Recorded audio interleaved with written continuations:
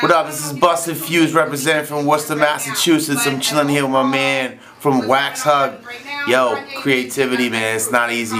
You either have it or you don't, you know what I'm saying? Running with a bunch of people that got mad talent around here. You gotta check it out. Bandcamp.com, Busted Fuse, new album, The Easy Way Out, Waxhug Films. We're gonna be working together, you see. Everything else, AP, main aim, straight up. Everybody else represented from Worcester, man. Big up, big up. I got music, producer, maker, director, all of that. Busted Fuse. The man, comedian. Busted Fuse!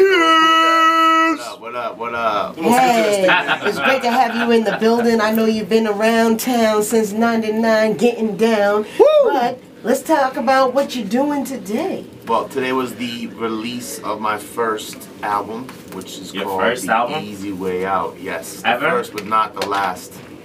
Definitely not. For anybody who missed out on the first cut, the album 2 is probably for you. So it's gonna be all original, crazy, out there, bananas, bizarre, kind of hip hop. You know what I mean? And that's really what the album's been all about. Is just my journey from not really knowing what I was doing to kind of knowing what I was doing.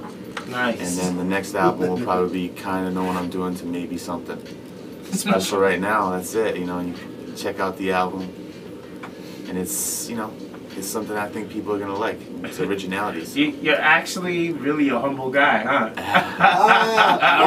I've heard cuts. I've heard cuts. Yeah. And I've not only have I heard cuts, but I've actually been in the presence of like some of the magic that happens, and we've actually come up with a term for that. It's called going to buses. Musica. Oh, groupie. You know the thing about me, Atlantis, is that well, you know what it is, Atlantis, is that you know, above the business and above the hustle and the promotions and all that, before any of that, I'm a fan first. There we go. You know, and not just a fan of people doing it. Right. I'm a fan of good music. Good music. You know, it has nothing to do with the guy without a mustache. You know, it's really about the music.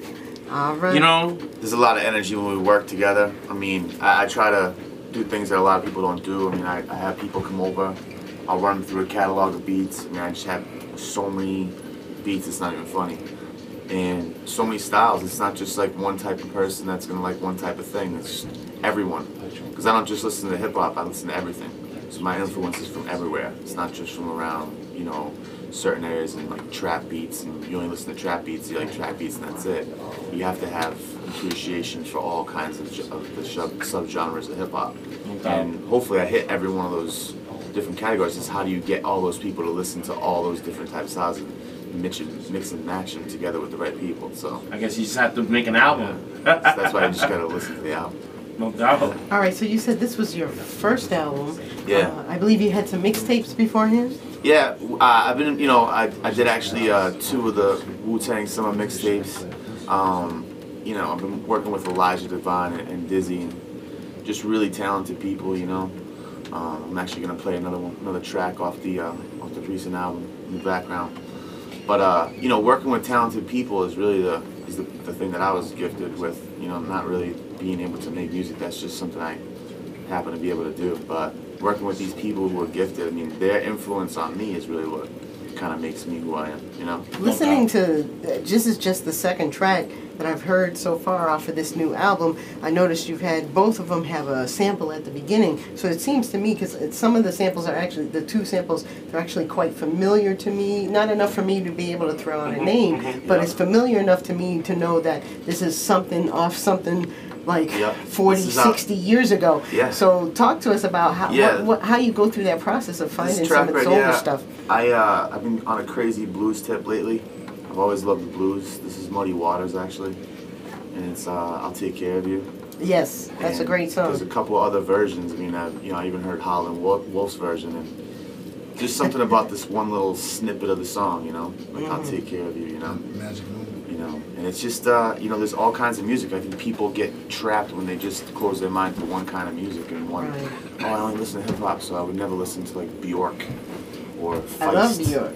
You know what I'm saying? Stuff like that. Speaking of Bjork, let's see, besides Bjork, Portishead. Yeah. I still got that album from the 90s, you know? And like, you know, people talk about sampling all the time, but when it comes down to it, I mean, if that's the case, then the first dude who picked up a guitar or the first dude who hit a drum should be suing everybody.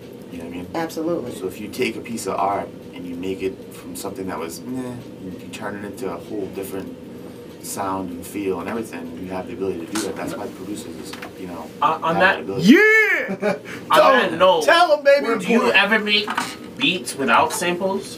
Yeah, Does that happen? Yeah, I actually got a chance to work with this kid Kevin, who went to Full Sail, and he did a lot of recording of a lot of live artists, and so a lot of the sessions that he recorded, I was able to actually use, and those are basically like, not only they royalty free, obviously, which is cool, but the way he recorded them, because he's a ridiculous professional, they just came out so crisp and so amazing. So it's like that's where I get a lot of the different type of sounds. Yeah, because a lot of the things, you know, you'll hear a track and you'll be like, oh, it's kind of rugged, it's kind of grimy.